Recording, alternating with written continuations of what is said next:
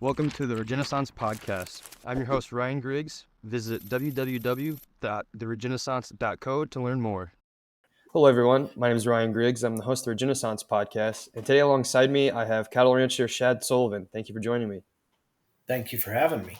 So, to get started, I've been talking a little bit on this on my page, especially this past week whenever it ended up being overturned, but would really love to talk about the Mallard case because I know in the background you were really helping out on that too. So, would just love to hear, well, I guess just the whole story from the very beginning to this past week, and then what all you were doing on the background. Because why I go about everything I'm doing is the fact that one, most people aren't even aware of a lot of stuff with our food system, but also just things that are happening, and the awareness piece is so crucial. But then two is sharing that out and realizing that that does work, because knowledge truly is power. And so this whole case with the Maud family is very tragic, but at the end, it's just given me hope too that helps too. So yeah, just want to start with that. Yeah, well, there is a there is certainly been a festering of relationship problems between government agencies such as the Bureau of Land Management and the U.S. Forest Service and ranchers over the last 30 to 40 years. And back in May of 2024, uh, to a friend of mine named Carrie Stadheim, who is a fellow rancher in South Dakota and writes for the Tri-State News, contacted Brett Kinsey and Eric Groper, who are leadership at RCAF USA, and said there is a private property rights issue here in Caputa, South Dakota that you guys need to be aware of. And I am the private property rights committee chair at RCAF USA. So they called me to get some information, and it was the Mod case, and that is where Charles and Heather Mod, just a family-owned ranching uh, historical family, were charged with theft of government property for a fence line being off of the natural survey. Um, Now, this story started with an alleged hunter out of hunting season that noticed that they had a no hunting sign posted on one of their private property fences, but it is access to the Forest Service land. So, in their allotment, and they have a pretty good size allotment, but in the middle of their deeded land, and between the allotment, there's a river. The Cheyenne River flows through, and on, say, the left side or the west side of the river, they have a 50-acre field, and 25 acres of that field is a Forest Service allotment in which they've had access to and production um, contracts on it since the Forest Service inception. In fact, the family has run their operation on this since 1906, I think, or 1910, somewhere in there, about 114, 115 years. Um, with the complaint from this hunter, that seemed to have instigated um, an audit, say, per se. And so the Forest Service come out and they said, "Oh, yeah, it looks like this fence line is off of the survey. We need to rectify that." So in June, that's it. All started in March. By May, they were trying to resurvey. We know that the boundary surveys in the West are just not exact because they took place so long ago before technology, and so maybe the fence was off of the survey line a foot. Maybe it was off 10 foot. We really don't know because the fence was actually there since 1950, and certainly before they were born and before their parents were born. So the Forest Service comes out and they try to rectify that situation, say, well, we need a survey. Well, in the middle of that survey, which the Forest Service says, well, it'll take, you know, 6 months to a year to complete this survey, um, the mods asked the Forest Service when they were accessing the U.S. Forest Service allotment to please let them know when they were going to access that. So they knew for liability issues when somebody was on their private property. And that there's nothing unusual about that. I think it was just fine to ask that. But apparently that just kind of itched wrong with them, with the Forest Service, and communication on the survey stopped. And yet within 6 days, the Forest Service was out there um, surveying the land without the knowledge of the allotment owners, which were the mods. And so time goes on. I think a guy by the name of Travis Lunders was kind of heading this up. And I think he probably got upset that they asked him to contact him when they were crossing private property. And the next thing you know, he was serving them criminal indictments separately at their own home. And here we go. The story begins. And so I'm sure that they thought in the beginning, and I can't speak for them, but I can speak as a rancher. They thought in the beginning that it would probably be rectified and that common sense would prevail and that they could use the Small Tracts Act or something else to trade the land. The Forest Service actually has land the same amount of acres over on the mods, and then the mods have the same amount of acres over on the Forest Service. So they thought, maybe we can trade that. That's not unusual. We do that all the time in the West.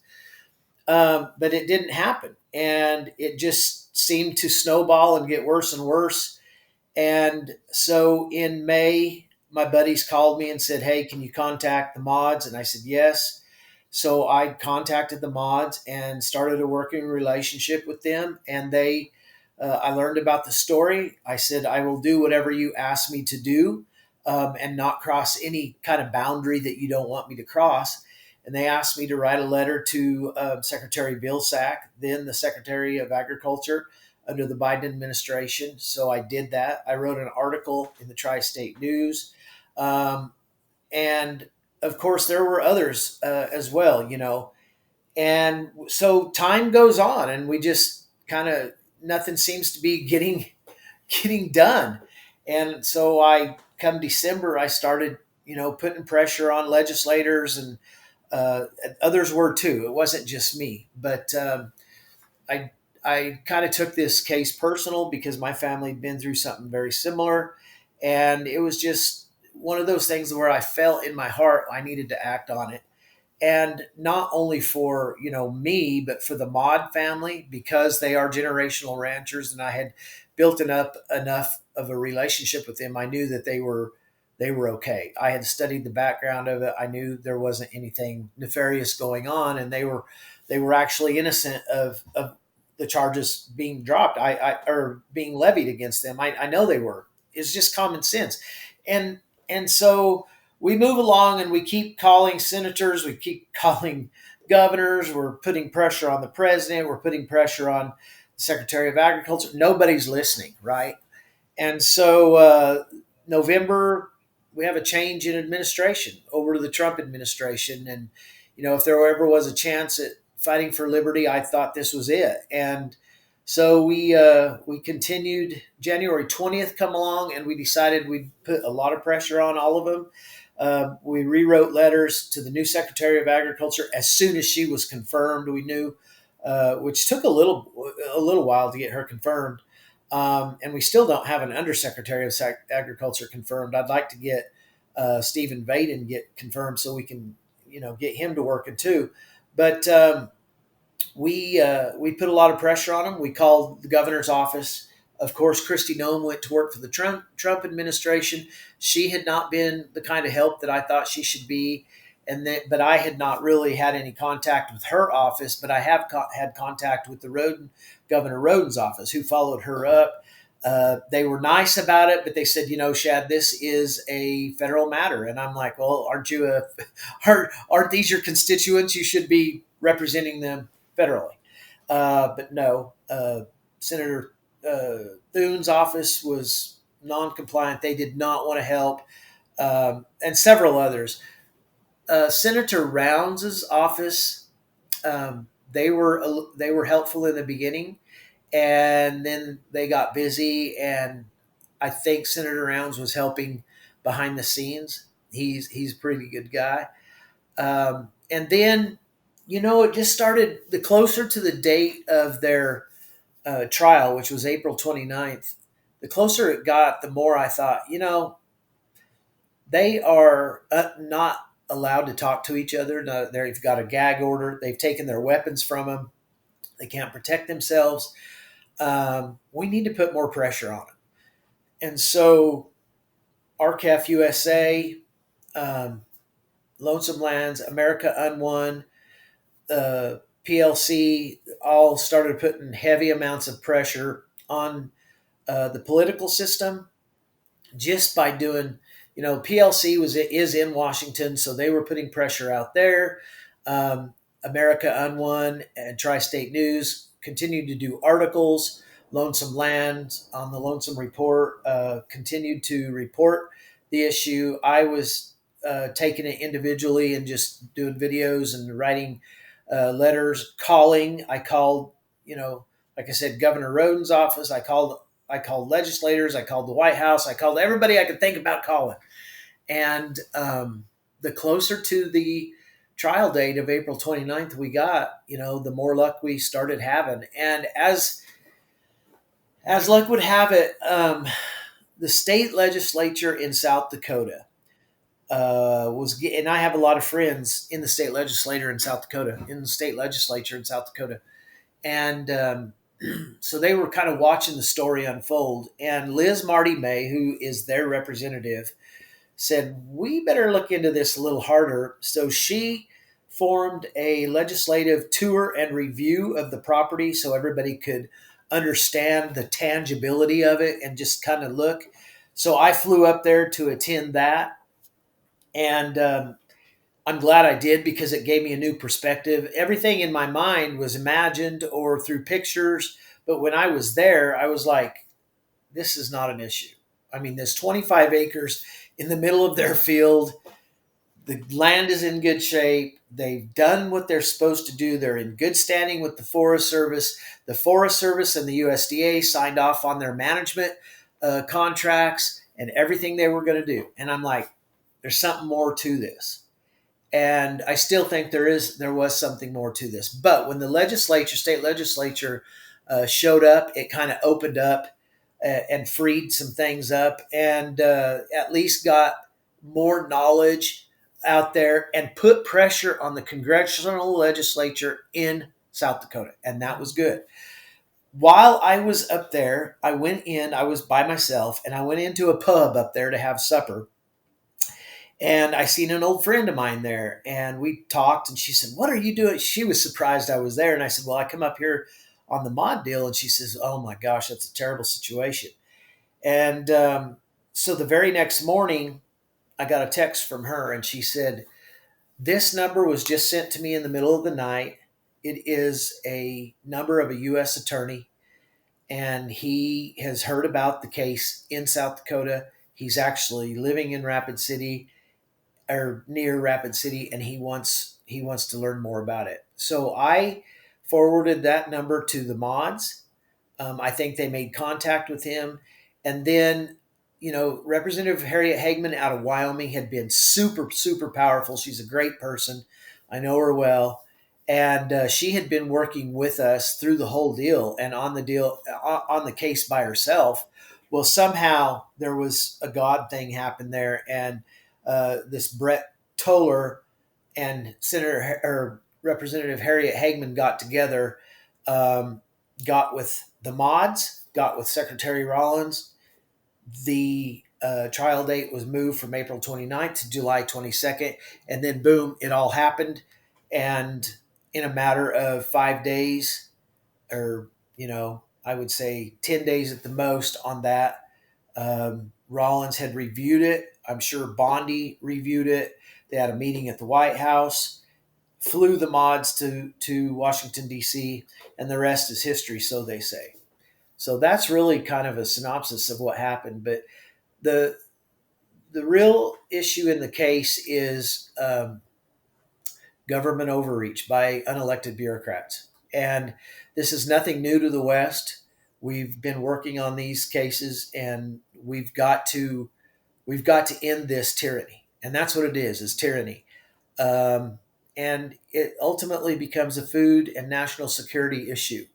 I I pray that President Trump changes the system. I pray that he works with us to make it better for farmers and ranchers. And listen, I'm not saying that there are, Forest Service employees are all bad. They're not. This was an isolated case, but the problem is there's many isolated cases across the U.S. We knew of the Hammonds with the BLM. We knew with the Bundys, Wayne Hage, in that story. There are stories in coming out, all over the place in New Mexico, Nevada, Arizona, Colorado. It's over and over and over. So um, those Forest Service and BLM employees who have decided that they have more power than they're allowed to have, um, they have to be dealt with, right? And we have to change this system because they do not have the authority to do what they're doing. They've been weaponized. People call it lawfare. Uh, the Obama. Well, it started with the Clinton administration, and they really weaponize these agencies because they are collectivist, right? The Obama administration, even George Bush, they didn't stop any of this, and they continued to weaponize these bureaucratic agencies and give them power that they don't have. And so that power started trickling down from the top down. And that's not the way it's supposed to be. It's supposed to be from the bottom up in America. And so we have to rectify that, and we have to do something to end this festering of bad relationships between these organizations and farmers and ranchers, those allotment owners and allotment leasees, and just we've got to try to do better. We don't want any more of this. This was total. This is lawfare used against innocent people that are just doing good for their community, right? But you have these overzealous employees that take it into their own hands. And I don't know anything about Travis Lenders, have no idea. But I do know he's the one that really initiated and pressed this issue. And I hope he has a change of heart. I mean, someday he might be in that position. But for now, the mods, they will stay where they're at with their family. They'll continue to raise their kids. And we'll go from there. And I hope that they become a voice for the people. And I think they will. So that's kind of where we went. Didn't Lunders leave too shortly after? Or because I thought I saw something online briefly about that, but Yeah. maybe I I don't missaw know. that. I don't know. I think Jack Isaacs, who was head over that region out of the Chowder, Nebraska office, I think he did resign the day after, or not resign, but retire. He retired, took retirement the day after they announced that. So, ultimately, he's the one in leadership there. And they, I don't know if that has any relation to what was going on, but certainly maybe it's a step in the right direction where they can clean these ideologues out. I mean, it's a problem. The ideologues in these agencies are a problem because they hold to motives that are not, number one, they're not pro America, they're not pro freedom, they're not pro liberty, and number two, they are not pro family, right? And we have to keep the families on the land and uphold liberty and freedom through production agriculture. And listen, I mean, I know not everybody gets along, but we can't just go around prosecuting people who make us mad, right? When we're in an element of power, we can't do that. That's not the American way. It's not constitutional. So we have to do better. And plus, as you just went through this whole process, just really showcased how much work it took for something like that to even overcome, which is tragic in Yeah. itself. Because that was actually my next question. I think about this a lot. So early on my podcast, I had Linda Felice from Three Shepherd's Cheese, and she had, on the flip side of from your story, hers to where they got completely screwed over, and this happened years and years back. But all it was for to try to get $450 million in funding from Congress, and they used her as the scapegoat, and that worked. And I think about that, but she wasn't even really aware of the actual nature of what was happening, plus the fact that it wasn't really shared on social media. So I guess my question with that, moving forward, how could we, the people, really help with this ever growing problem? Because it's everywhere, and it's not just America too. Because I've had a rancher in Canada and elsewhere in Europe. Farmers are being attacked everywhere. Absolutely. And what we have to do is number one, uh, we so people of agriculture are mostly conservative, right? Not all of them, but mostly they are conservative. And even if you're conservative or what they want to call progressive, whatever it is, the people of agriculture are always working, always trying to make a living, always tending to their flock, right? And that, as noble and as honorable that is, and it is noble and honorable, we have to get involved, right? We have to, good moral people that believe in the U.S. Constitution, that have a high principled life, have to start running for their local school boards, their churches, their commissions. They've got to get into state legislature. They have to they have to take their belief system and integrate that on the lowest levels, and then we can work that up. Because if good moral people don't do it, we know that the opposite will. Those people that are nefarious and bitter and hateful, and that is what we've seen in the change in culture in America, is that it's a heart issue, right? And those people are they glutton for power and control, and that's what we're seeing here. And evil spreads much more quickly and much easier than moral character, right? We just know that. That's just, the Bible says that it's easier to be bitter and angry than it is to be righteous, right? And that righteous path is a very narrow path. But if we're going to save this country, and we can, we have to get our fellow men who have principled feelings, who have principled convictions and character, to get involved. And yes, I mean, will our operations and our work suffer for it? Likely so. I mean, mine is. I've been getting involved pretty good, and mine has suffered for it a little bit. But there's a bigger picture here, and that bigger picture is, what legacy are we going to leave to our children? What legacy are we going to leave to their children? Because we are the last generation. I'm 51 years old. So my generation is connected to the greatest generation, those people who fought in World War II. I remember my great grandfather who fought in World War I, right? And we're connected to that building of America. So we have that perspective. From my generation forward, we don't have that perspective anymore. We don't have that. We don't have that aura of suffering. My dad told me on his deathbed. He says, "We'll never go back the way we were in America until everyone has to sit in the dark, cold and hungry." And see, that perspective of suffering brings about change, right? Yes. These people suffered. They died. They bled and died in foreign countries, so that me and you could taste the sweet taste of liberty. And so me and you have this responsibility to pass that on to our legacy heirs, which is our children and our grandchildren. But what we're fighting now is this spiritual war. It's a war of the heart. Yes. And so you have ideologies that are satanic. I mean, I'm just going to say it the way it is. It's satanic in nature, fighting this righteous conviction of conservatives. Right? We want to do things right, and it's a hard fought battle. And we know that the Bible says we fight against those principalities. But overall, we can change this culture if we get back to the foundation of what America was built on, and that was the Constitution of the United States.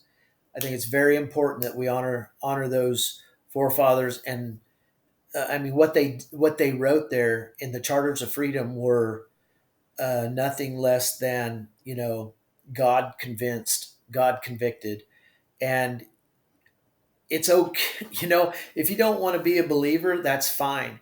But there is good and there is bad, right? Charging somebody with a crime that they did not commit is bad. That's bad. Killing someone is bad. Upholding liberty and freedom is good. So everybody knows that line of delineation. Everybody does. I mean, we don't have to argue that, whether you're a believer or not. But we certainly have to start um, going back. My friend Mindy Patterson with the Cavalry Group has said it a million times. Shad, we've got to get back to our foundation. And that is really the key. Could not agree more. I mean, for me, nothing good comes easy, and I truly believe that the root of all of our problems is our disconnection from our food. Not saying that being connected to your food, you'll heal your health and all things, but I really believe the root of all of our problems is that, because everything that you just described makes me think about that. So going back to the Maud case, it's really hard for people to really understand what's going on and even care if they've even never been to a farm or ranch. They don't understand what it takes to grow food. They've bought everything from a grocery store. They live in a big city, so it's just like the out of sight, out of mind. And so whenever you visit a farm and ranch and you talk to the folks that own that and all the work they do, and you go and see all of the produce, rows and rows of produce, or all of the animals they have, you can really start getting those thoughts really snowballing in your head, thinking about, holy crap, I've been missing all this, but then realizing what it actually takes. Because Absolutely. I go back to, so I saw a post last week on Twitter that got a lot of viewership, and it showed to me just where we're at culturally too. She bought, she started growing some potatoes, and she genuinely thought that tomorrow she was going to be able to pick some of those. She didn't realize that it took, she mentioned like 60 to 90 days. And then I was reading the comments of so many people to where they did something similar, to where it was well intentioned of buying some type of food to grow, but they were fully expecting it to grow overnight. And so even just thinking about our, because you mentioned like time preference too, we don't think long term at all. We, I mean, it's kind of a byproduct of capitalism and going for like hyper efficiency, to where you just, that's all we think whenever we think of trying to lose weight. Instead of getting our food right, sleep, and exercise, we go straight to Ozempic. And so Yeah. it's just having to have this huge mental model paradigm shift for this to work. And that's why, again, I always try to push people to go visit a farm or ranch, because the awareness piece is so huge. And that's why, to me, that really wakes up people in some ways they have no idea that, or realize. Well, I have always said that once you get three generations away from your food supply, you lose perspective. And when we started taking people off the land, my generation, my son will never know this, I don't think, but when I was a kid, we butchered everything. We grew a garden, we canned, and we didn't go out and eat ever, like never. At Christmas, maybe we would run to town. My dad always bought us shoes at Christmas, so we would go to town and he'd buy our supper that night on Christmas Eve. But other than that, we didn't do that, and so I have this perspective that is really tied to the land. And once you lose that perspective, three generations out, because my son, he'll be involved in agriculture certainly, but you don't know where his kids are going to go. They don't know where those kids are going to go. You don't understand how vital the connection to the food, which is connection to the land, is. See, and all of these issues we're fighting right now, where it's all about the land. Who's going to control the land and the natural resources? Because those resources help us grow our food. And the war on beef is what I talk about all the time, is actually a war on the charters of freedom. Who's going to own, who's going to control the land and those resources, thereby who's going to control and who's going to own the access to food freedom, right? That's the whole thing. And you can see with the Amish in the East, I haven't been in on those battles, how the federal government has just attacked those people, right? How the federal government, controls every aspect of regional and local packing houses. Um, they are your master, right? And that's a problem because once you're under their tutelage, you are a serf to them no matter what. And that's why, everybody talks about sustainability, and I am not a fan of that word at all. I'm not a fan of sustainable development, because sustainable development is not what America thinks it is. Sustainable development is production control and consumption control under the United Nations. That's exactly what it is. And so we have to step away from that, and we have to decide today, do we want freedom and liberty, which is all inclusive. That includes your freedom to own private property. That's the most important part. And that doesn't mean that it's 10,000 acres of land. That doesn't mean it's 40 acres of land. It might be, but it also might be your gun. It also might be your car that takes you to town to work so you can put food on your table. The private property rights aspect of this is so important, because we heard Klaus Schwab say, you will own nothing and be happy. Well, that's sustainable development. And we have to fight against that. We have to, I think Trump is the right person. I mean, he's not our savior, but certainly he's one of the right people to be in there. And certainly RFK is, he understands that. But we have to uphold the ability to produce what we want, how we see fit, right? That's what freedom is. Because we can't talk about all this and not talk about liberty and freedom. That's the key to all of this. And private property rights are the foundation to that. And if COVID ever did anything good for us, it was show us how bad centralization is, how bad collectivism is, because our Congress over the years has allowed these mega corporations to conglomerate, right? To merge, which is illegal. They shouldn't have done that. And now those mega corporations have all the money. And where the money is, the power is. Where the power is, the lobby is. Where the lobby is Congress allowing more and more, because it's a pay to play system.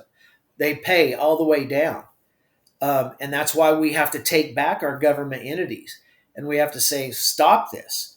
Because during COVID, if you'll remember, you know, that's really what propelled me into the spotlight. And I didn't mean for it to happen. But if you'll remember, we were euthanizing chickens and hogs, and we were plowing under our vegetable and fruit crops, potato crops.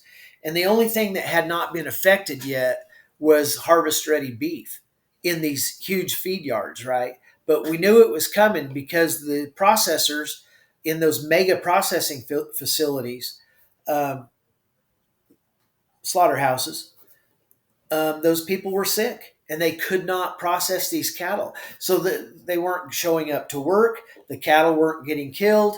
The processing wasn't taking place. The cattle were backing up in the feed yards. And all of a sudden, because of centralization, we have all of these cattle backing up that need to be harvested. And cattle are different than hogs or chickens. There's one calf born a year, right? It takes a long time to reestablish, where with hogs and chickens, it does not.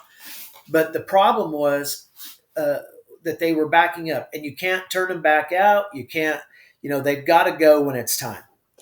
And so Before the USDA, I was, go ahead. I just want to give an example of that. That's perfect because I first started, diving deep into the world of agriculture in 2020, late 2021, and in 2022 was the first time I had visited a ranch, and this was in Colorado, and this was, I believe June or July, and we went to the local processing facility, and he was scheduling it out for September of the following year, and that in itself, I just blew my mind because Yeah. how can you prepare for that, or if anything goes wrong like that in itself is so crazy. Yes.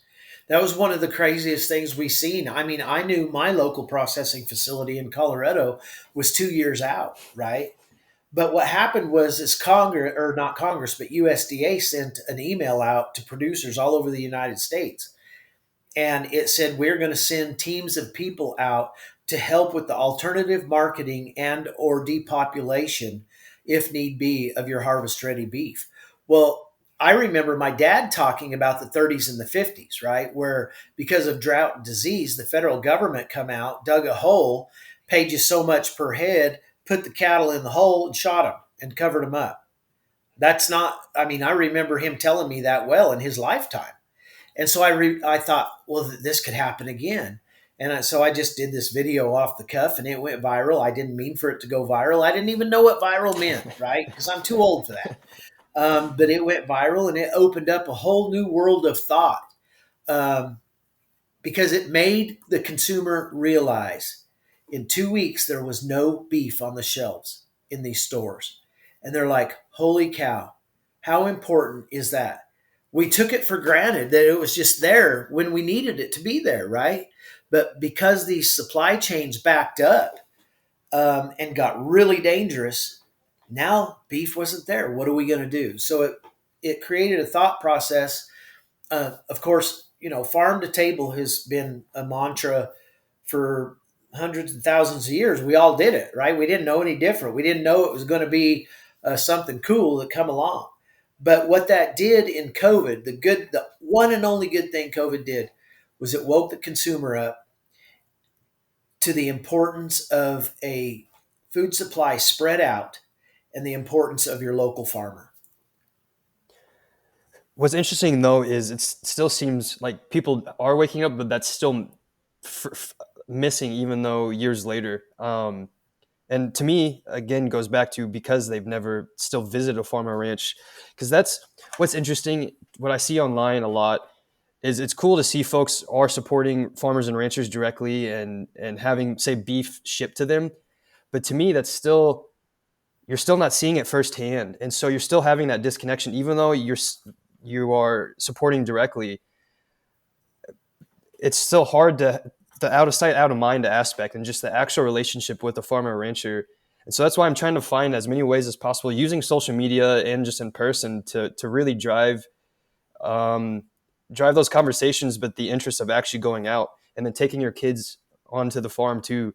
Because so I worked on a farm briefly in fall of 2022, and I think about that family. They had a 5, 3, and 1 year old, and just how they were out on the fields all the time, helping out at the farmers markets and whatnot.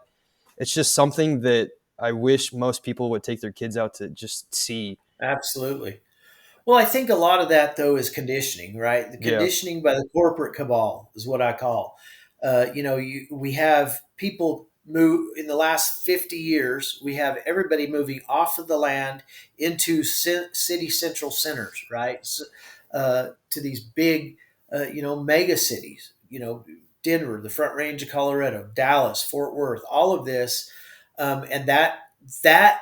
Um, I hate it's not serfdom, but that kind of thinking it has evaded, being like I said, being 3 generations removed from the food supply and the actual land into these mega cities that has they forget about it. They don't even know it exists. And so when you have these huge areas of population that are used to going into United Supermarket and getting whatever they want.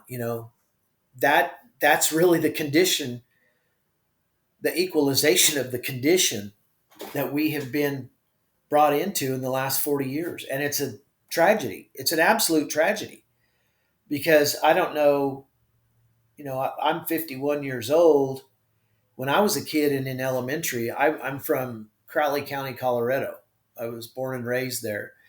And Crowley County was a metropolis of fruits and vegetables and watermelons and cantaloupe and beef and turkeys and all this stuff. And then the water sold. But I absolutely remember every year we'd go out to the local farms and we'd pick watermelon or bring home a cantaloupe or a pumpkin or something in the fall. And that was the only time some of those kids ever even got to step foot on a farm or a ranch. And we have lost that. And we've lost the importance of educating these young people on that. It's interesting. You also talked on just the land piece because that's so crucial too. I've been just reading on the history, early history of America before it was even formed, and how, talking about the Boston Tea Party and how if you actually look, the tax was very low. But what a lot of folks noticed was if they're going to do that, they could see the writing on the wall, and it was actually land. A lot of farmers would realize that they were going to eventually come after the land, and so that's how they were starting to form these essentially decentralized networks before, well before the internet was ever formed, and that eventually led to the American Revolution. And so, like you were saying, just that importance is such a crucial piece because it's very hard to understand, like thinking in the future to where the government's trying to go if you don't understand the food system at all, where it stands. And so I guess that's actually a good segue into the just the beef industry as a whole, because I've talked a lot and online on how a lot of chicken and pork industries have been completely captured. And I know they're really coming after the beef. And when you think of America, you think of beef, especially Yeah. Texas and all the cattle drives and whatnot. And then this kind of goes with the uninformed too. So I remember when Steak and Shake made their announcement about tallow and whatnot, and then just I always read the comments and whatnot just to try to see culturally where everything's at. And it's interesting how it's good to make these demands of wanting grass-fed, finished tallow, and they're throwing out all the buzzwords essentially, but they don't realize where we're at in our food system. They don't understand that if we were to add, say, 150,000 cows and would want for grass-fed finished, well, that takes multiple years and all of that. Um, so yeah, I'm just curious. I guess to start with that, where are we at as the beef industry as a whole? I remember seeing Lazy J Meats on Instagram mentioning how we've lost nearly 100,000 ranches in the last 5 years, and that including like cow calf operations and whatnot, we have around 800,000 left in America. And there's just so much going on. So I just really love to dive into all of that. Well, I said earlier that Congress had allowed the acquisitions and mergers of these big food companies into mega corporations, and that has created a control mechanism that we had never seen before. Right? I mean, it's I'll go to my grave saying that the beef industry is the last bastion of freedom, and the reason it is the last bastion of freedom is because we own our land. We still have access to that land. But what you've seen, and we go back to the mod case, and we go back to the Biden administration with Executive Order 14008, America the Beautiful, where they wanted to preserve, 30% of America's land and waters for the future by 2030. That to be followed up by 50-50. Conservation, in truth, is done and created by the producers on the land. That's true. Those are true conservationists. You cannot force the land into conservation and expect to feed a country, right? The whole key to this is the freedom to produce what you see fit, how you want to produce it, and then in a capitalistic society under liberty, the consumer gets to dictate what market will be created by that, right? So we're on a precipice in the beef industry. These mega corporations are influencing our trade associations, whether that be by money, it's a pay to play system somehow. And so our trade associations are abandoning small producers. You said yourself we've lost 100,000. We're averaging, since COVID, um, we're averaging 17,000 producers lost a year in the last 5 years. Pre-COVID, about 12,000 since 1980 per year. So the amount of people in on the land producing food for their families and their communities has been totally cut in half since 1980. That's a problem because the land doesn't go anywhere. It's swallowed up by the bigger producers, the corporate producers, right? And we know we need more people on the land, more cattle on the land, to feed more people spread out, right? We got to do it. I'm not saying there's not a place for those big companies. There's a place for them because we have to feed a lot of people. But the key to this whole to making everyone whole is all about liberty and freedom. We have to bring back mandatory country of origin labeling. And people say, well, that's a mandate from the government. It is, but the Constitution guarantees us the ability to create laws that uphold freedom. And that mandatory country of origin labeling upholds the ability for the consumer to choose the product in which they want to buy, right? Without it, it's deceiving because you don't know if it's local, you don't know if it's from Texas, and you don't know if it's from Argentina, right? So that's a very important, transparency is very, very, very important between us and the consumer. Labeling is very, very, very important between us and the consumer. If the consumer wants to know how their beef, pork, chicken, whatever, how they were raised, we need to label that. We need to honor that because that's what they're calling for, right? But in this corporate system, it's not that way because it's all about volume. It's not about quality. We the small producer focuses on feeding his family and his community through quality. That's what that consumer is calling for in the farm to table movement is quality. How do we know what we're getting? We'll pay you a little bit more. But the corporations, which are being upheld by Congress and lobbying and the pay to play system, they focus on volume. And so when you import all of this inferior beef into the United States and you're able to mix it with our superior beef, which they have to pay more for, then it drives our prices down, theirs goes up. They attack not only the producer, but they also attack the consumer and they make more money. Until that is dealt with, we cannot rectify this problem. We have to break those big people, those big oligarchs that are breaking anti-monopoly laws. We have to break them up. And if there was ever a time to do that, RFK could lead the charge on that. He understands that. And I mean, if we're relating liberty and freedom to our food supply, we have to do it with our health as well. I remember as a young kid, we didn't have these health issues that we have now. I mean, there was no processed foods back then. We ate whole foods. We exercised. I can remember my.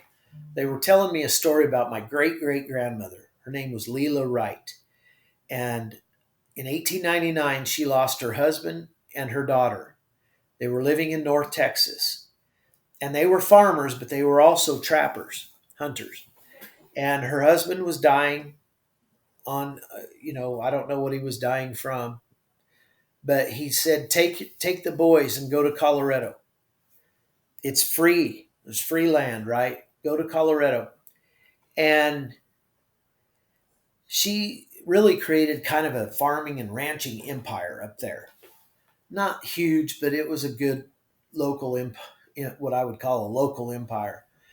Um, but she told my grandfather, he says, when they were, they'd come in at lunch. They worked hard. Those people worked all day, every day, sun up to sundown. And she says, this is to my grandfather who would be 100 years old now. She says, when you guys, when we were plowing with a mule and a sideboard, we'd come in, you guys would come in and you'd have one helping and go back out and plow the rest of the day. She says, and this would have been in the 60s that she was saying that. She says, now we have tractors. You come in and we have two helpings and you go back out and get on the tractor. And that's kind of the mantra of where we're at right now, right? I mean, it really is, even though they were working, as we progress and things get easier, we tend to forget how hard things were, right? And I think that is an overall evaluation of where we are today.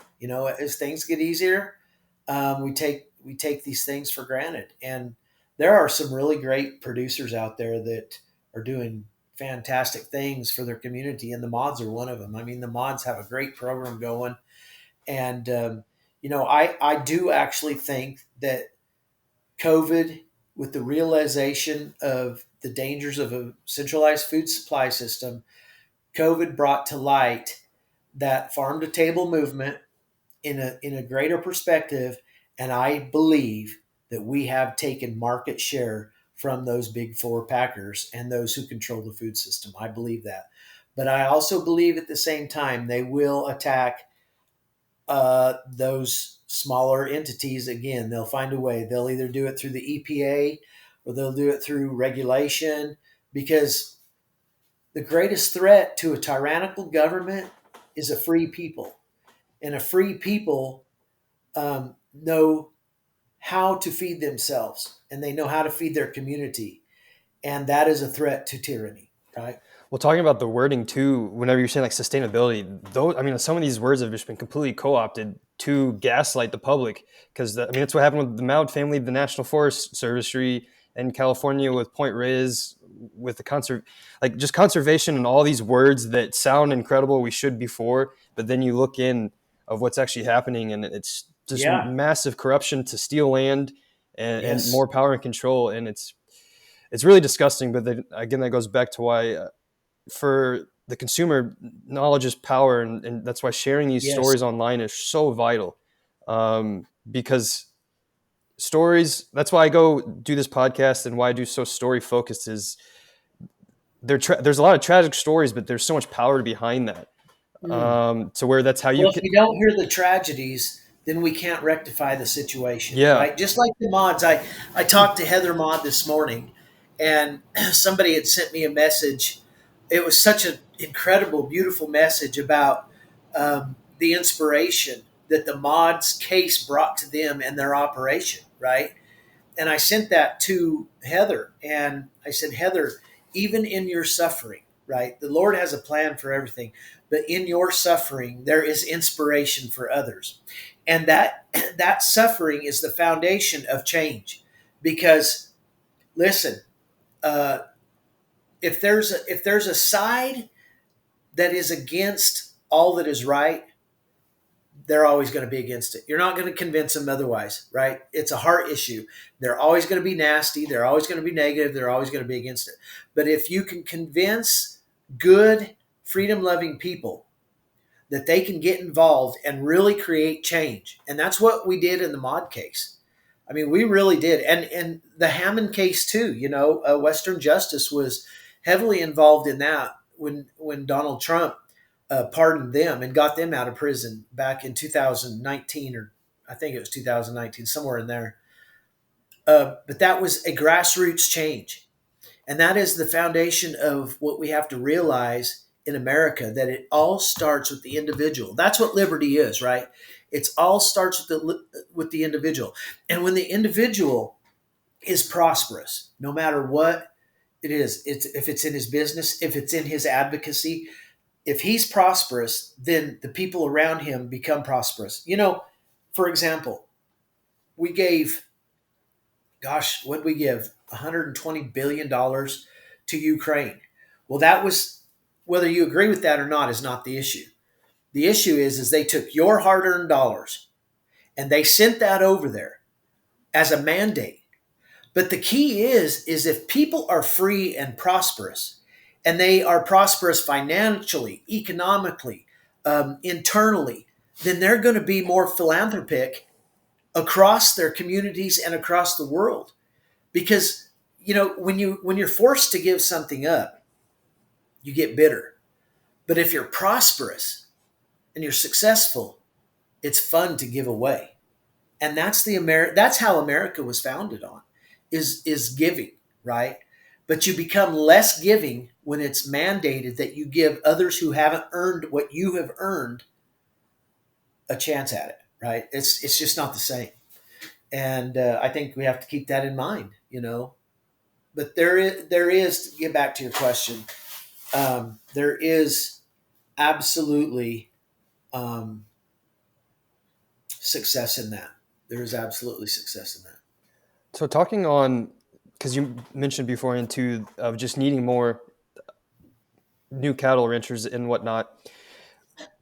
So with the current issue of that, paired with the fact that it's becoming increasingly more difficult to even make it as a rancher, how could we? Because I also just feel like that's just such a massive barrier to entry to try to get new folks in. And whenever I think of big picture and how the fact that most don't have an heir, a lot of the younger generations want to do stuff with technology, whether it be like video game streaming or YouTube or whatnot. They don't want to do something as backbreaking as farming. how can we try to drive that into ranching, especially because for me, I think about my experience on the land all the time, and I know deep down I'll eventually be a bison rancher. And I just think about from like a guy's perspective, how for us deep down we need a mission in life or we self-destruct, and that's why I believe that that could be an answer for a lot of men out there, that they might have a good paying job, but they're absolutely miserable in their job. They just have no fulfillment. And this could be that avenue, but I'm just trying to find ways to help, drive that. Well, we have to. The barriers to entry is a huge deal, and we've let it go. We've let these acquisitions and mergers go so far that now we have few landowners owning up massive swaths of land, right? And I get that. I understand that. But in order for us to truly get back, see, the number one issue is profitability.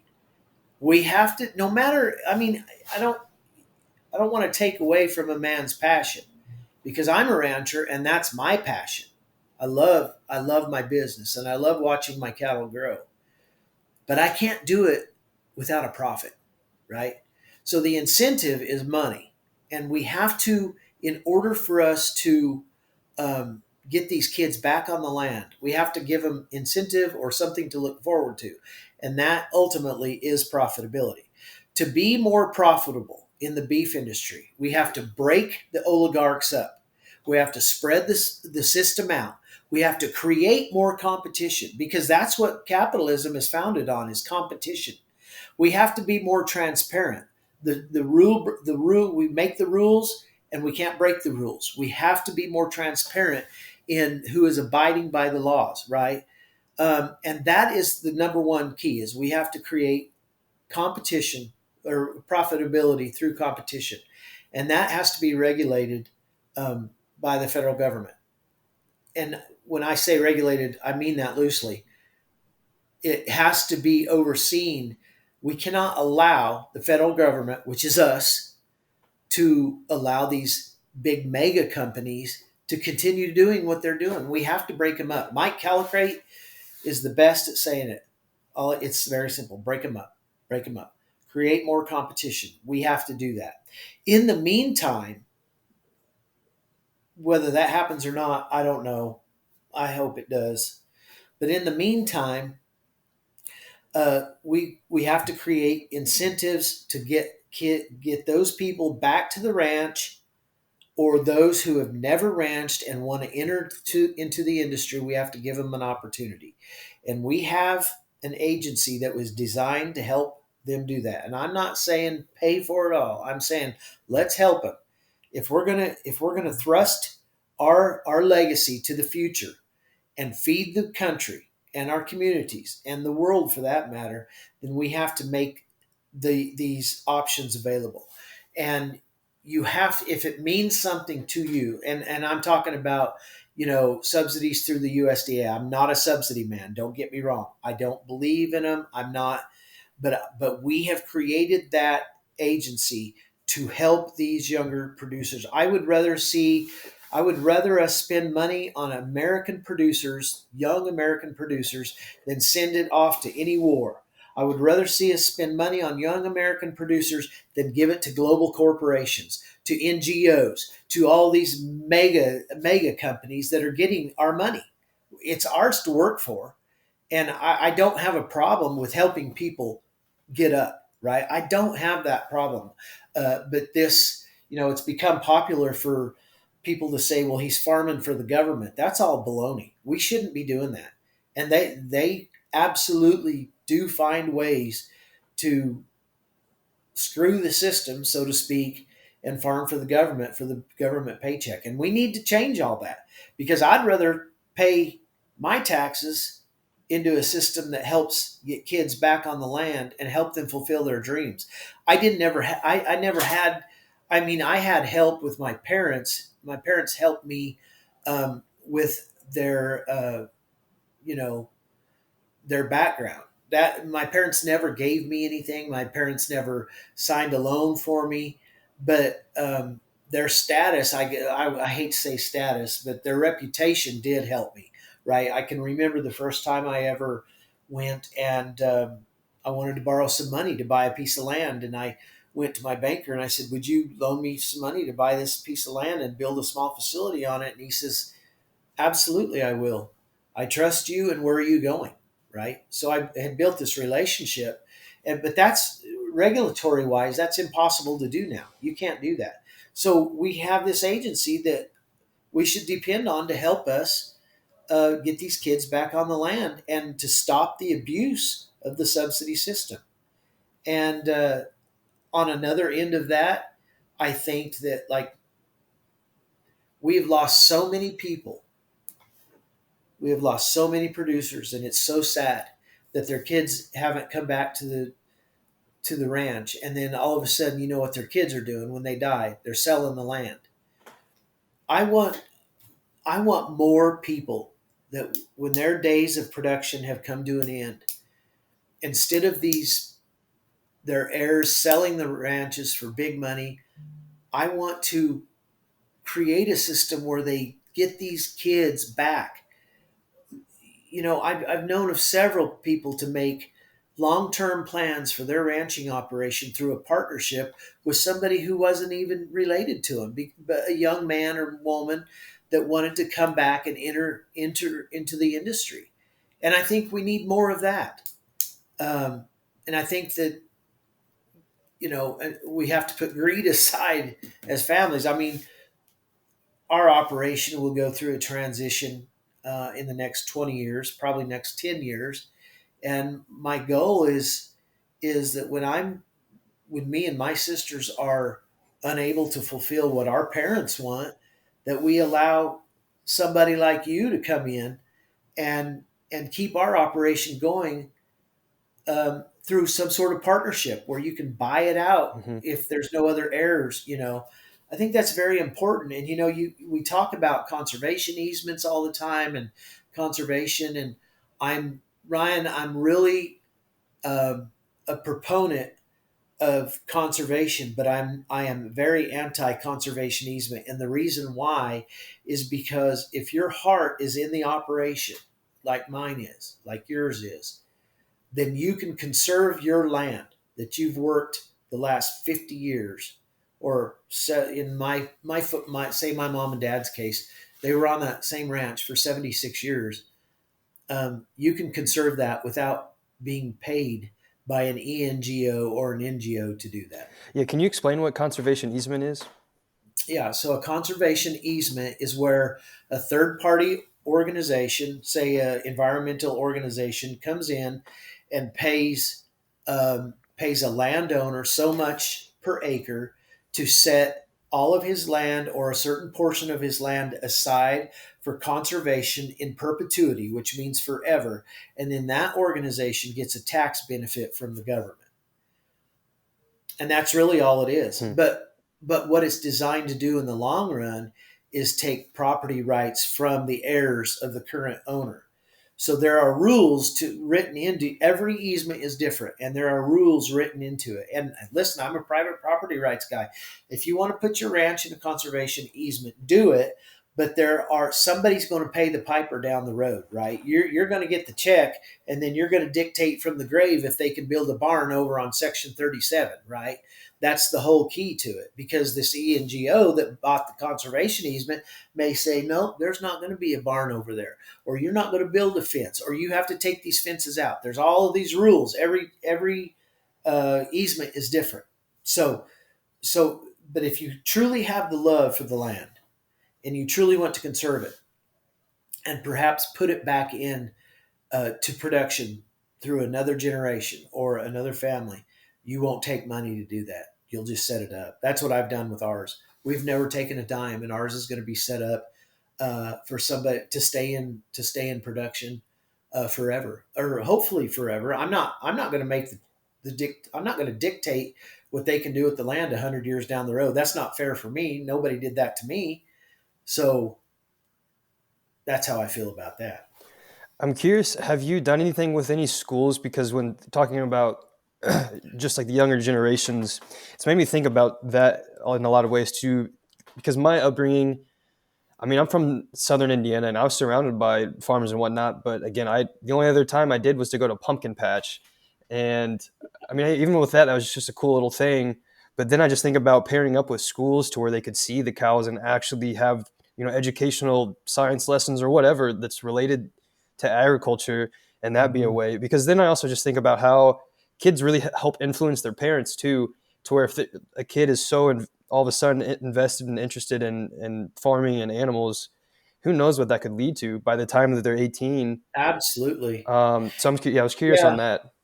Well, personally, I'm kind of a one man band here, so I haven't, you know, we haven't authorized school tours and stuff like that. Our operation isn't really set up, but my family, all of us, uh, my mom is a widow.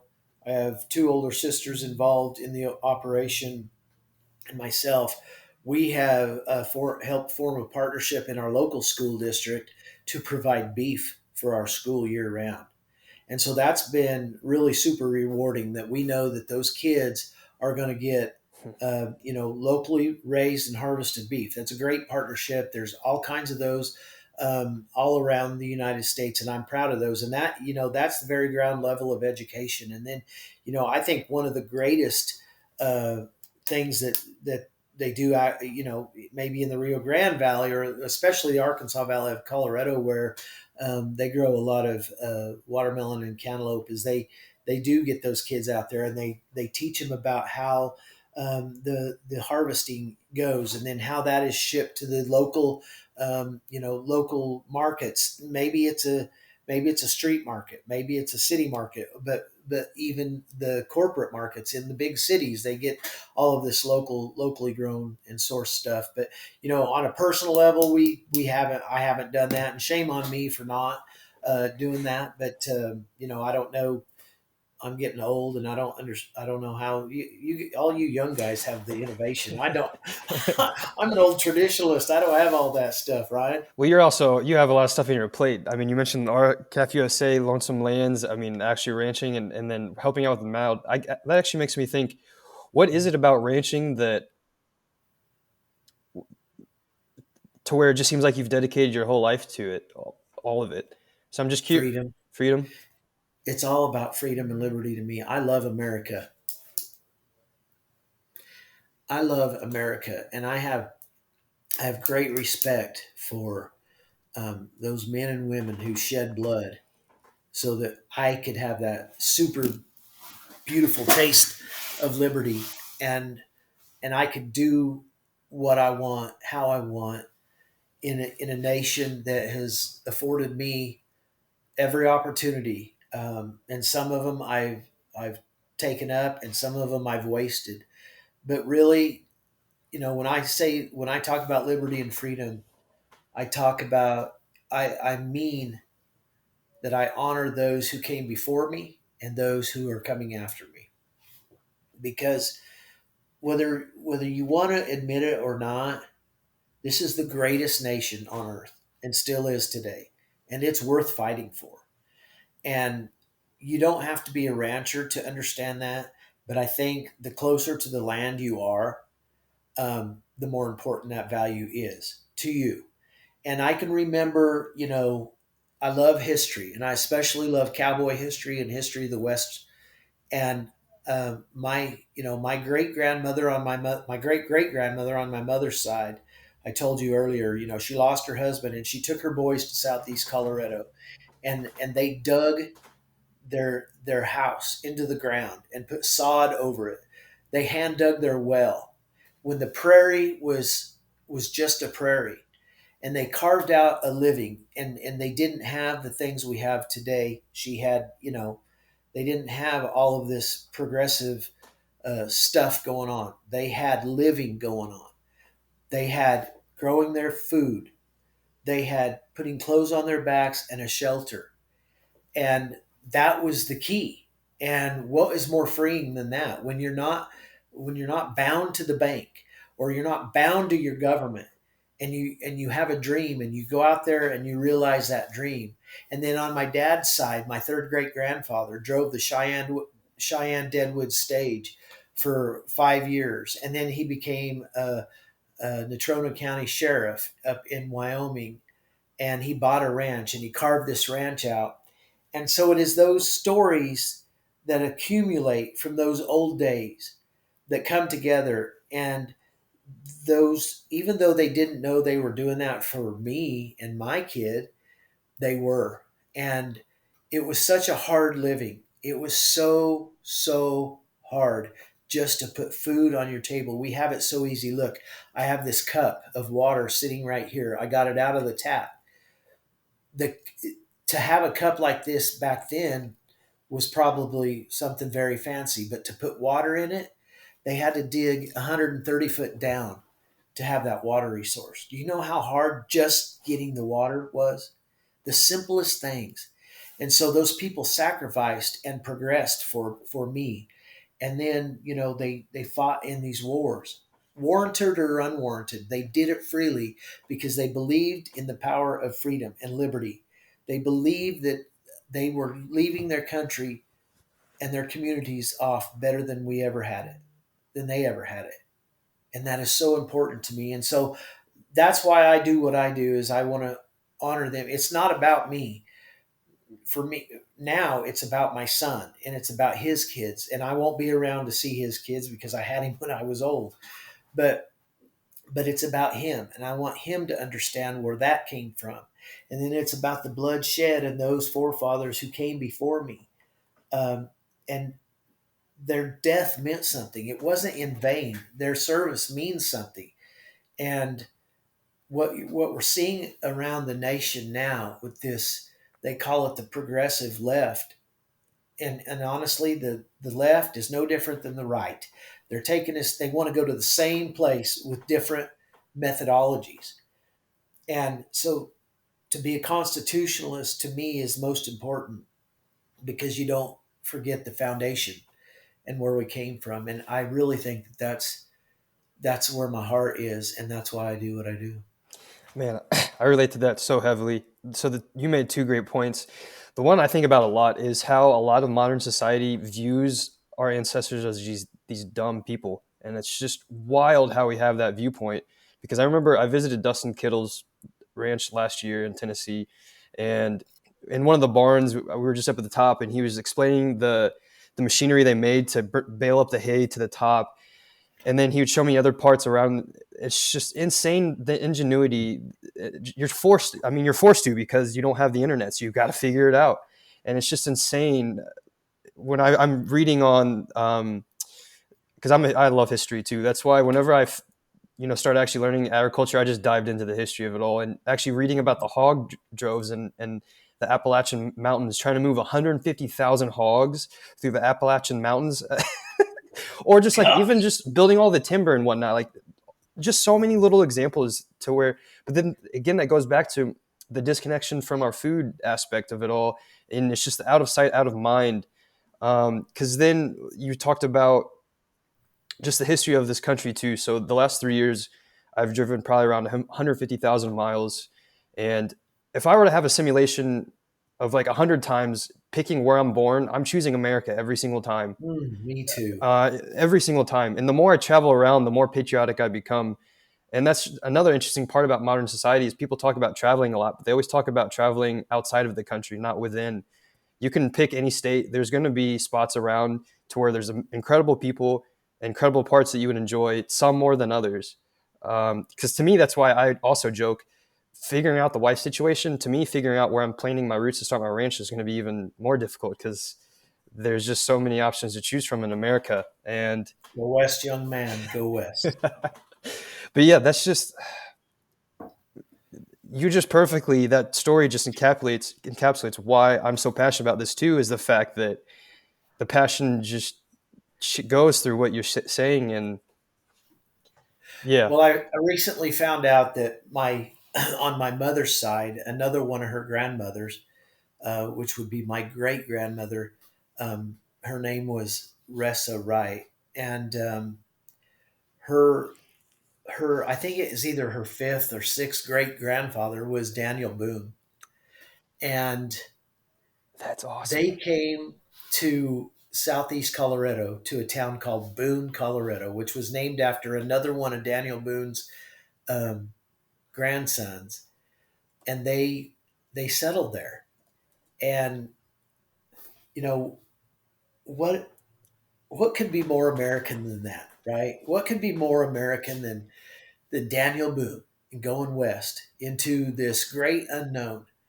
And they came on a covered wagon, and all they had, was their clothes, and they had a couple of mules and a milk cow, and that sustained them. See, and what people don't understand is beef, or the four stomached animals, which includes beef, those animals can sustain life. They're the only animals that can sustain every aspect of life, from nutrition to clothing to medicine to protection. And I think about how they come across there and how important that one milk cow was, right? And Daniel Boone, not a greater not a greater name in history than that. And I think how lucky I am to understand and to know about my past. Like, I know people that have no clue of who they came from, that aren't connected to that. And if you don't have a connection to your roots, how do we know where to go? Right? That's how I feel about all of that. And that's why people like, I mean, I get that people aren't that interested in history, but if you don't know who your roots are, where they came from, where those people started, how can you appreciate where they've gotten you, because they were a part of your story, you know? The And the I appreciation just, the appreciation aspect is so crucial for this. oh, it is. I totally agree with you. Totally agree. They're an inspiration to me, and of course, then they settled that land, and they worked it, and they put fences on it, and they ran their cows, and they grew their gardens, and they didn't grow small gardens. They grew these massive 1 acre gardens, and they used a well with a bucket, probably a 3 gallon bucket, to water all of that in the arid conditions. Some of them didn't have; they could depend on rain, but some of them couldn't. And you think about all that and what they did, and you're like, that's part of the story that got me to where I am. That's part of who I am. And the importance of never forgetting that is at the utmost, because man, if you forget where you came from, you don't have a place of, a foundation of character. You don't have a moral ground. I mean, that is the very foundation of who you are. And I'm lucky to have a good background. I love that. So my final question then would be: so as a rancher, husband, and father, what was the experience like of raising a family on a ranch? Well, it's chaotic, because for me personally, like, my wife has a job. Now, we got married late in life, so I don't jump into her money, and she doesn't jump into mine. But it's chaotic. But it's not only chaotic. It's you have like what I've learned in the last, and I should say this, like, I had a career in ranching my whole life, and then I had a son at 40 years old, right? 41. I was actually 41. And so I had this long career before I had a family. And if I would have had him as a young person, I would have been raising myself, trying to get ahead during that whole time, and wouldn't have time to appreciate the small things. And with my son, like, his eyes, I can remember the first time he saw a calf being born, right?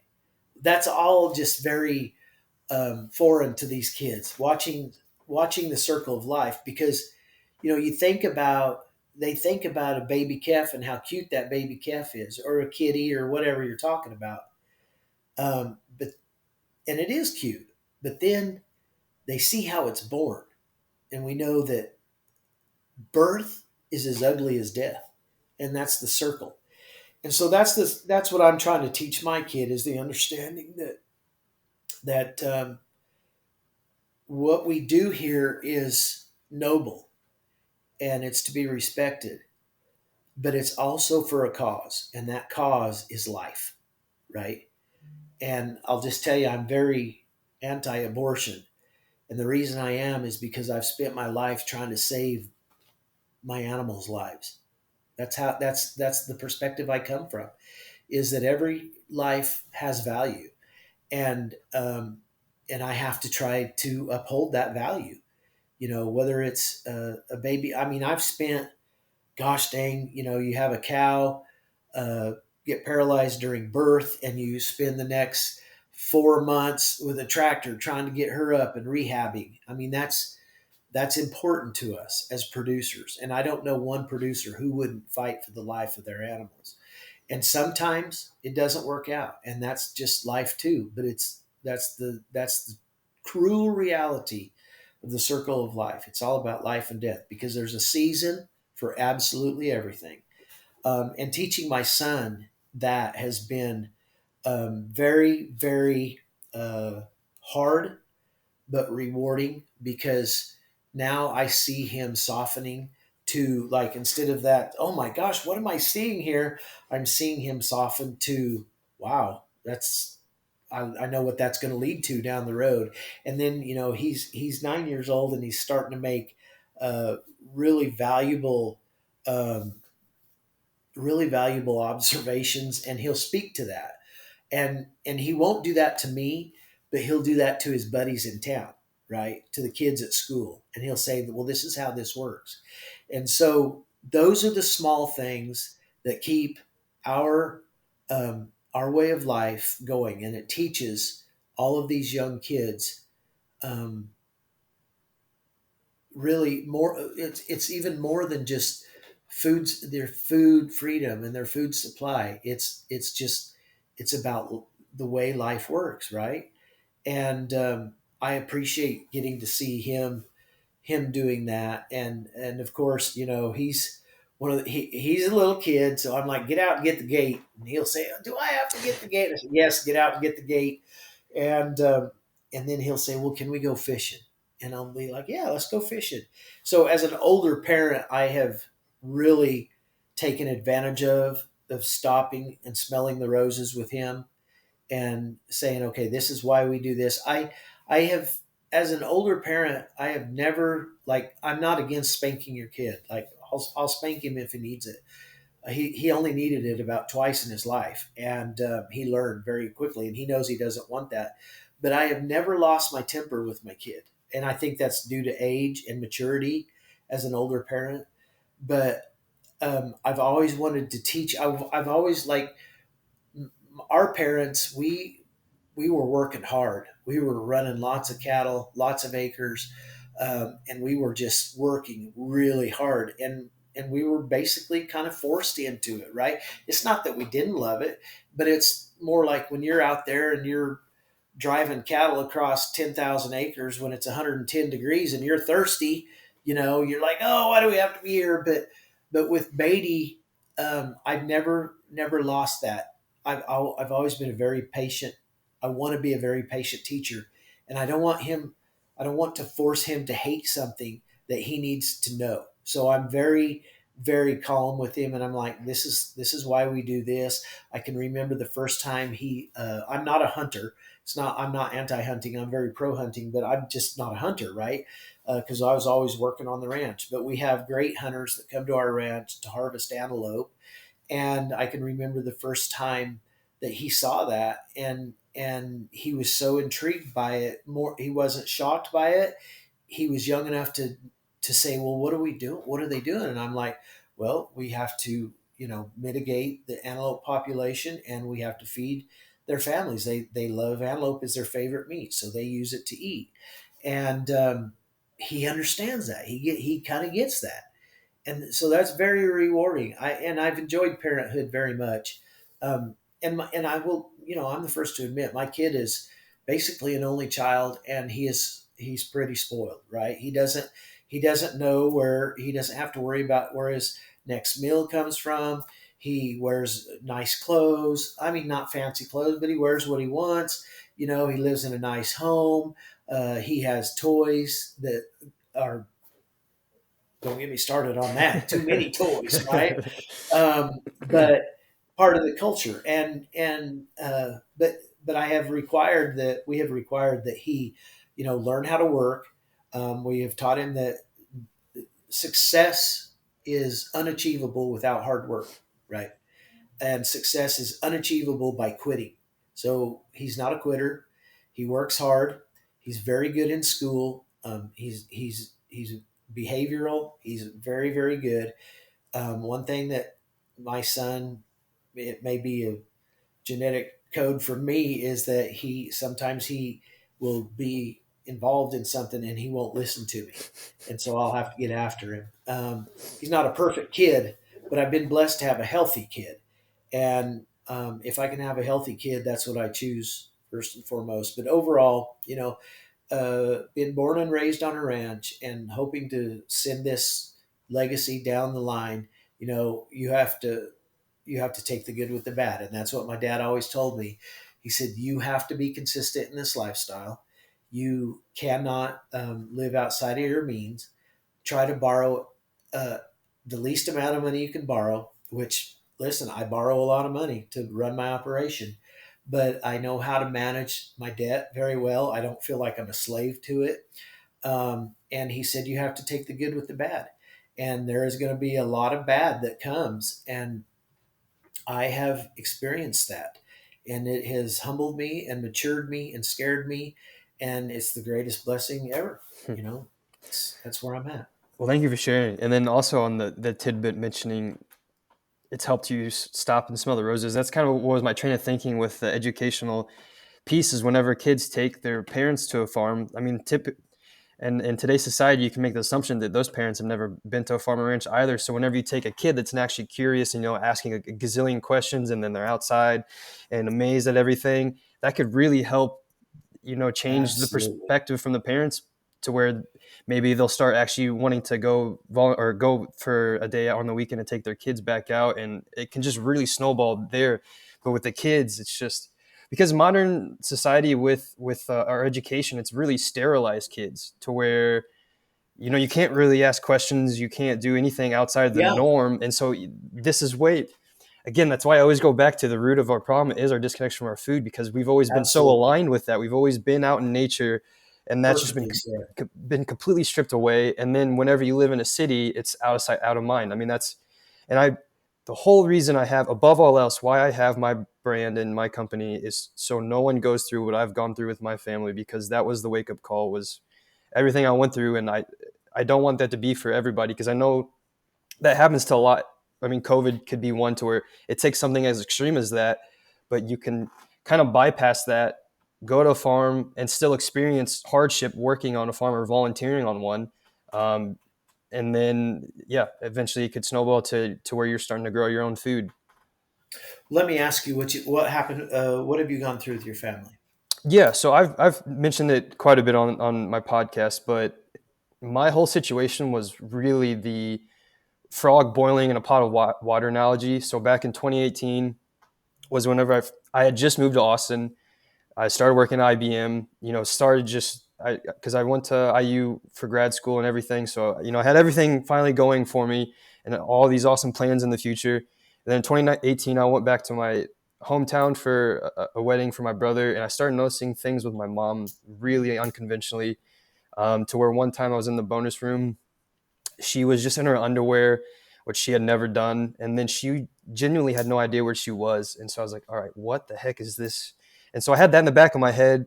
And then 2019 rolls around. She progressively got worse and worse communication wise, because she's the type of mom that call and text me every day. But then started noticing sentences weren't making sense whenever we talk, some slurred words. And then so I started talking to her friends. Everyone started noticing a lot of things. So I genuinely thought she had dementia. And I had like a long standing Google Doc of like 30 different examples of just what's going on with her. I actually had to call my mom to tell her to get tested for dementia. She got tested. I learned, I mean, dementia is really hard to diagnose. The best way is you have to literally look at the brain after they've passed away. But with her, they said it was negative or whatnot. So yeah, her health continued to worsen. And then literally right as the pandemic started, I found out that my brother has stage 3 colon cancer. Oh my So gosh. that took a whirlwind. Because again, up before that, I had a fairly straightforward life. I mean, I did well for myself, but again, I never had any of these hardships at all. And so when my brother, who was, was my brother, my mentor, he was everything essentially to me. He was my hero. So when I heard that news, my anxiety immediately took to his funeral. Unfortunately, it ended up happening. So I was September of 2020 rolls around. We're told his cancer's in remission. Great. I go back home. We celebrate. December of 2020, we're told not only it's back, but it's stage 4. So 2 months in between that to where we're told it went from remission to no, it's back, but it's actually stage 4. In 2021, I took the first 6 months off of work from IBM and went back to my hometown. And the first 2.5 of those months stayed in the same room of his. It was his childhood room. Watched all of that unfold. The final 2.5 months of his life was spent in the hospital. So I got to see all of the hell that's the hospital, and that's hellish for everybody involved. I try to make that clear. There's so many incredible nurses that they have been failed time and time again. I mean, there's a lot of corruption and a lot of BS that I went through as well, but I try to also make the point that there are so many incredible people out there that are doing a lot of as much as they think they possibly can, but they've just gotten destroyed. Because the day my brother chose hospice, I think about this every day. The nurse was on her knees, bawling her eyes out, crying, and saying there's something that she wished she could have done more, that she felt so helpless. And that is the best way to describe being a caretaker for someone with cancer, because that's literally what happened. It was psychological torture to watch my brother being physically tortured alive, because that's all I could do. That's all I thought I could do at the time.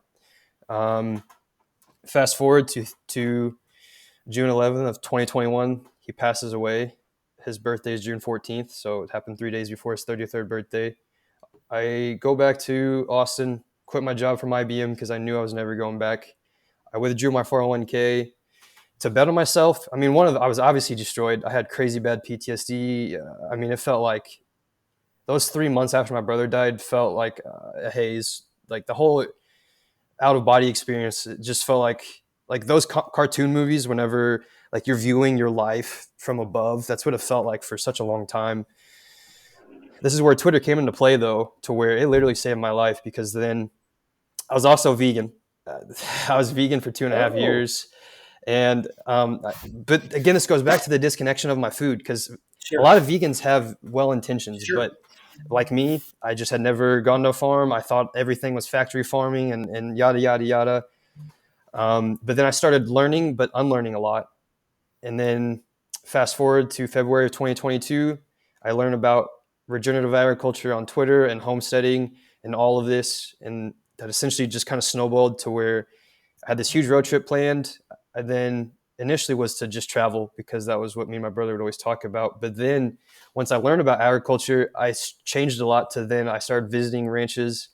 I visited a chicken farm to where it was on processing day and got to really experience all of that, seeing the actual land of the environment the chickens were in, seeing the quality and care that the landowner had for them. And he had the ceremony that he gave to them before taking their life. And then I got to have a bird to in return for volunteering. And then I remember going to my friend's place and we grilled out. This was in Denver, Colorado, and just hearing them react to that quality, realizing that holy crap, this doesn't exist in most grocery Yep. stores. And so even like that's why I say the awareness piece is so crucial, because people do not realize how much they are missing. I had no idea how much I was missing with all of that. And especially when you think of the taste of the food too. Half the time I go to a grocery store and buy fruit, there's no taste anymore. I actually just went to this place in Austin called Eat Radius. That it's an awesome little small butchery and grocery that supports all local regenerative and other small mom and pop stores. I ate this peach and I ate strawberries, and I've had almost most of the peaches since yesterday because the taste was just unreal. Yeah. But then This. again, continuing, still trying to just figure out my life. I shared my story on Twitter because at the end of this road trip, I started working on this farm. And then my whole goal was to just share everything I'm doing on this farm. Because again, I'm just this normie dude who's 27. And now all of a sudden I'm getting into farming. That story went viral overnight to where I don't really use my personal account anymore, but it's nearly like 15,000 followers. And I got, no joke, like 7 or 8,000 of that from this one post alone. So then I had this realization of, okay, people are waking up from the pandemic and seeing this realization of, I don't know where my food's at because I've gone to a grocery store my whole life. So I realized I can go out and really be educationally focused. And so my plan was to start traveling a lot and visiting farms and ranches, and had these plans to actually travel the world. I had farms lined up in Italy, but then my own health was getting really bad. Because it's a long story, but I need to gloss over it. Um, I ended up in the hospital, nearly essentially dying. Had to come back to Austin to recover and do a bunch of tests and whatnot. As I was recovering, I had this idea for an apparel brand to where, because I realized we're so traveled by nature, there's really no cool looking apparel at the time around agriculture. And so I realized I could go build this apparel brand, but be educationally focused. Because if you would go to my Instagram or Twitter at the time, you wouldn't guess it's an apparel brand because it's just all education around our food system and whatnot. And then I added this podcast to, but through all that too, my mom's health was still getting worse and worse. So 2023 rolls around, and that's when I realized her last year on earth for sure. Mother's Day hit me like a train wreck, and I realized that day was the day that I essentially grieved my mother's eventual passing. Because then I had a launch date set for May 23rd, so that was Memorial Day weekend in 2023 on a Sunday. She texted me on a Friday, that Friday, asking for my website, which I found strange because, again, she was the one to always reach out, but then it became to where I was the only one reaching out, and that was the first time she did in forever. And I now realize why, because then Sunday rolls around, I launched Noon Central, incredible pre-launch launch. I was so thrilled because I had never thought I'd ever build a business. I did that in like 2 months. I was just happy about that. 4 p.m., like literally 4 p.m., I'm on my way, about to turn onto the interstate or highway in Austin to go to my friend's cookout to celebrate Memorial Day weekend, my launch and whatnot. My aunt calls me. I knew right away what that meant because, like, we talk, but I don't think neither of us have called one another in forever. Surely enough, I pick up and my mom died, so she passed away on the day I launched all of this. Oh my goodness. But through all of that, because I'm finally, I mean, last year was hell too. I'm finally doing much, much better. I can confidently say that. That's why I'm so passionate about all of this, because everything I've gone through is the true American experience of where we're at health wise, and why I say I tried to help people avoid that, because they do not realize, like, we all know cancer's bad. You have no idea how bad it is unless you see it yourself. Stage 4 to where, yeah, it's horrific. It's literally, it was hell on earth. I had such bad problems with smoking marijuana before bed, so I wouldn't dream, because I just had such horrific nightmares around all of that. But then I think about, as I was traveling and talk with farmers every single day, working on that farm. That's why I'm so passionate about all of this, because it's a shame what's happened with everything around it all, and how all these institutions, they weaponize this power because Mm, they know. That's why I say knowledge is power. They know that, they fully understand that, and they have yes. taken advantage of that for so long. And that's why Yes. now they're trying to push more, because they see the writing on the wall that we're waking up. They're doubling down. Yep, and we're pushing back. And so that's why my hat, actually, best days ahead. I don't think it's better days ahead. I truly believe we have the best days ahead in a long term. I think it's going to take a long time, but I have my hopes on all of that. So yeah, I know that was the long-winded answer, but that's why I Well, have all of this. so so did what did your mother die from? Yeah, so she had diabetes, so she was on medication for that. Anxiety, depression, she was on medication for that. She had coronary artery disease, so most common heart disease. Her kidneys and liver were failing, and she needed operations for both. But because of her heart condition, she was deemed inoperable. In total, she had 14 liters of fluid drained from her lungs. I'm pretty sure that was because each trip she took, they always had 2 liters essentially taken out of her lungs. I remember seeing a picture, and it's just wild because I drink those. What are they called? Just like the glass water bottles, like the liters, and I just picture that two of those from her lungs. And so she massively suffered Yeah. because after my brother died, I mean, she was a shell of her former self. Because yeah, I would wake up. That's hard. It was because I would wake up. after no sleep at all, because I probably averaged 3 hours of sleep those 6 months, if that, to take care of my brother. I'd wake up, go across the room, take care of my mom, and then after, because the day my brother died, my father wasn't there, but my mom was on one side of the bed and I was on the other, and I'll never forget just hearing her say that he can finally go to heaven now, that he can finally be at peace, and then I just seeing her massively suffer too. So when I was a kid, uh, my mom she would order she would order baby chicks, and we'd get boxes and boxes of these baby chicks in the mail. The mail lady would actually bring. We lived 30 miles from town, and the mail lady's route was 100 miles around. And my mom would order these chicks. I don't know where she ordered them from, magazines, I guess. And the mail lady would bring them, and they'd be in these boxes. And we had these chicken houses, and we'd put brooders under, these little chicks, and we'd grow them up. And one day we'd have a chicken killing, right? I mean, that was part of how we ate. And my mom had this axe. It still sits on this stump out there, and she'd say, "You kids, get them chickens caught," and they'd be a certain age, I guess. And she'd go to chopping heads, and she'd let them those chickens. Once you chop their heads off, they flop for 5 minutes or so. And she'd say, "As soon as you kids get those, or as soon as those chickens are done flopping, you got to go over there." And we, as kids, would dunk them in hot water and pluck them. And we did that my whole growing up. And of course, we always had fresh fried chicken. That day we'd kill a chicken and eat it that day. To tell people that is crazy, but that taught me a lot, right? And so we move on down the road, and in 2004, I was diagnosed with bone marrow cancer, and uh, there's a lot in that. There's a lot packed into that life.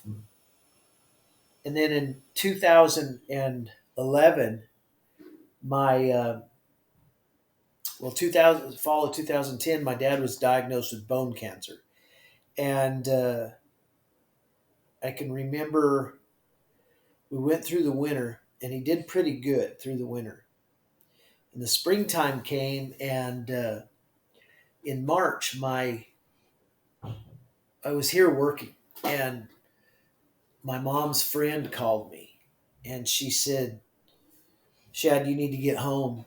Your mom's been in a terrible accident." And it was March, and the winds were blowing, and she went out. My dad was dying in the living room, right? And she went out to do chores and she was feeding some horses, and a colt ran over and broke her back, knocked her out. We don't know how long. She crawls back to the house. She can't walk.